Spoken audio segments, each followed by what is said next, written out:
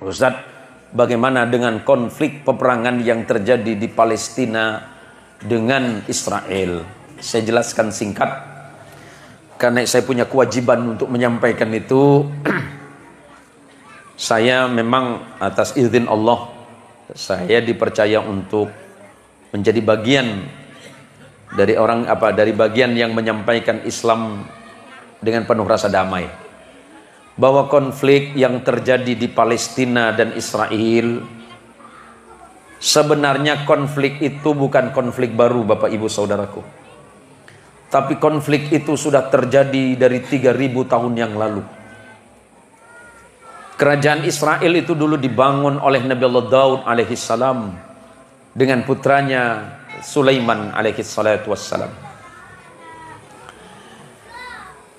Nabi Sulaiman wafat, ditinggalkan kepada anaknya 2 yang tidak jadi nabi. Putranya Sulaiman alaihissalam 2 tapi tidak jadi nabi. Namanya Yarub'am dan Yarub'im. Maka kerajaan itu pecah antara utara dan selatan.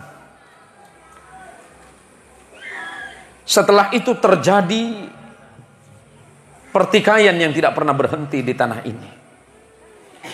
Tanah Israel itu bisa bermakna banyak. Israel itu terambil dari kata Yerusalayim. Ada yang mengatakan Yerushalayim. Ada yang mengatakan Israel itu sebagai Sarlil. Ada yang mengatakan bahwa Israel itu adalah tanah Darussalam. Karena sesungguhnya memang di tanah Israel itu, di Palestina itu, yang kemudian dipecah menjadi Palestina dan Israel. Di situ ada ribuan para nabi yang pernah Allah utus di tanah ini. Tetapi ada 400 nabi yang pernah dibunuh oleh bangsa Israel itu sendiri. Nabi yang pernah dibunuh di tanah itu, mulai dari Nabi Daniel, Nabi Armia, Nabi Jurjis atau Jerjis. Di situ nabi yang pernah dibunuh oleh orang Israel itu. Ada Nabi Zakaria dan Nabi Yahya. Zakaria itu ayahnya dan Yahya itu putranya. Itu nabi yang dibunuh oleh bangsa Israel. Bangsa Israel itu bangsa. Yahudi adalah agamanya. Di tanah Israel yang kemudian di belakang hari didirikan tahun 1948. Tapi tanah Israel itu hasil aneksasi atau rampasan dari warga Palestina. Saya jelaskan ini biar jelas. Awal mulanya orang Israel itu cuma datang.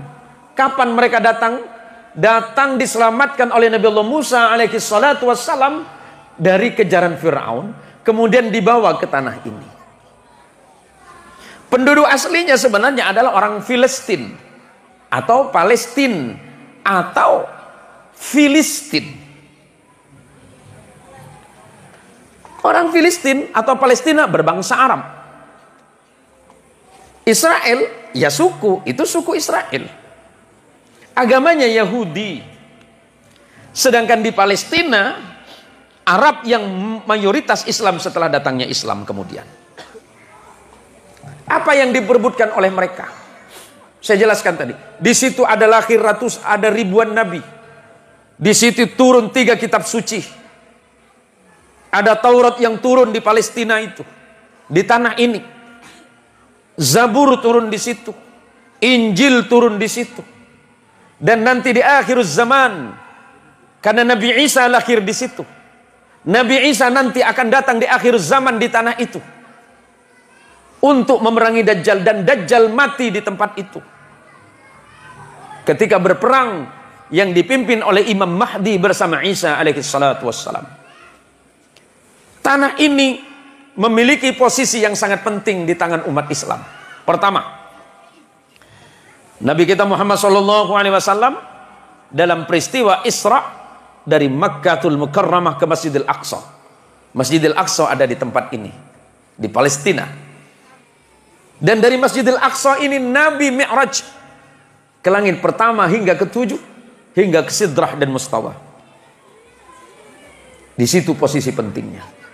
Kedua, yang berikutnya, Masjid yang pertama kali dibangun di atas dunia ini, kata Nabi, adalah Masjidil Haram. Setelah itu kemudian dibangun di Palestina yang bernama Al-Aqsa hari ini. Jaraknya 40 tahun. Berikutnya, setelah perintah salat itu turun kepada Nabi kita Muhammad SAW, umat Islam salat dan kiblat pertamanya menghadap ke Al-Aqsa di Palestina. 16 bulan lamanya umat Islam salat menghadap ke sana. Maka kalau Anda pernah salat di satu masjid di Tanah Makkah namanya Masjid Kiblatain, Masjid dua kiblat. Karena di masjid ini Rasulullah salat menghadap ke Baitul Maqdis, Palestina, tapi setelah itu turun perintah Allah, fawalli wajhaka satral Masjidil Haram, maka hadapkanlah wajahmu ya Muhammad ke arah Masjidil Haram. Maka masjid ini sekarang dikenal dengan Masjid Kiblatain atau Masjid dua kiblat. Yang berikutnya, kenapa umat Islam itu sangat mencintai Al-Aqsa? Kata Nabi SAW, tidak boleh kalian berniat dan menyengaja datang ke masjid di dunia ini kecuali 3 masjid. Pertama, Masjidil Haram, Mekah. Kedua, Masjid Nabawi, Madinah, masjidku. Dan yang ketiga, Masjid Al-Aqsa, Palestina. Yang berikutnya, Al-Aqsa ini pernah dikuasai oleh umat Islam pada masa penaklukan Iskandariyah Mesir, sampai kemudian termasuk salah satunya adalah penaklukan Al-Aqsa. Artinya apa? Umat Islam sangat mencintai Al-Aqsa. Umat Islam sangat mencintai tanah ini.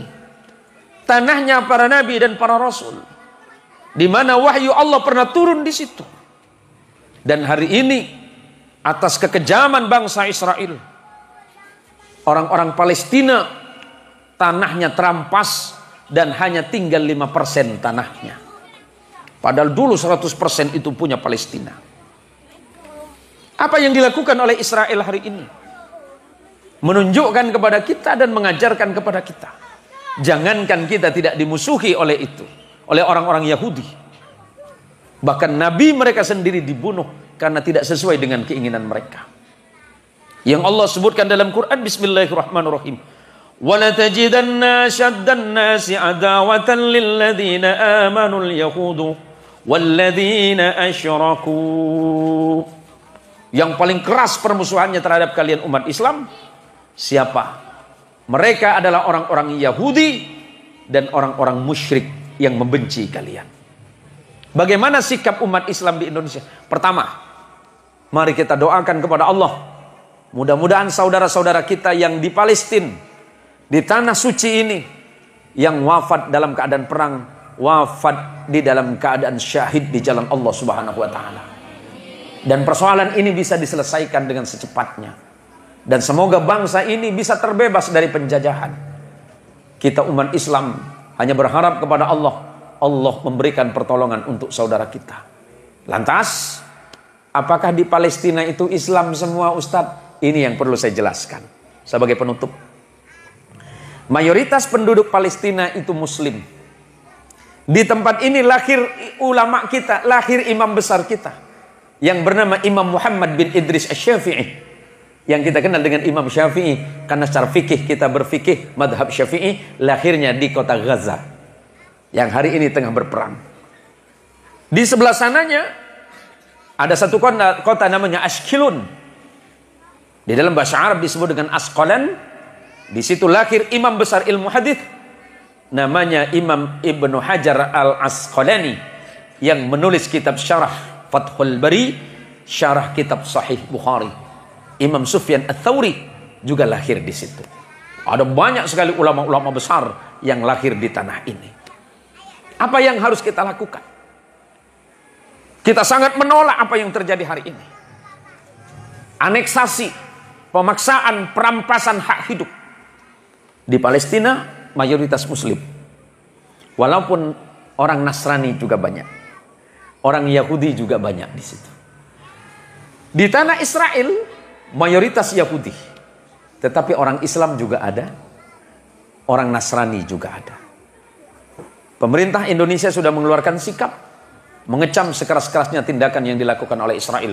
Dan tentu kita umat Islam mendoakan kepada Allah, mudah-mudahan Allah membebaskan Al-Quds, tanah suci, tanah sucinya para nabi, tanah yang pernah didatangi oleh Nabi kita Muhammad SAW dalam peristiwa Mi'raj. Dan di tanah inilah perjanjian akhir zaman, pengadilan akhir zaman akan terjadi.